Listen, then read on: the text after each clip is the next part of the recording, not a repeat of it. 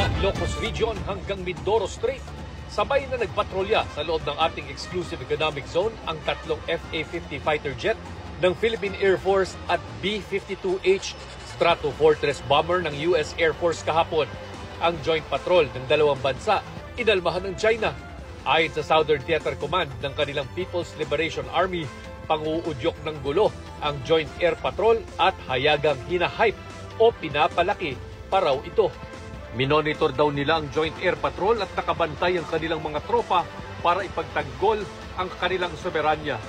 Pero hindi natitinag ang Philippine Air Force na handa raw ulitin ang Joint Patrol.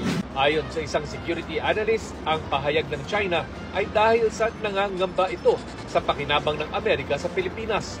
China is treating us really like as a tributary state, as a vassal state. We would provide the Americas the access so that they can conduct the necessary military operations against any aggressive actions by China.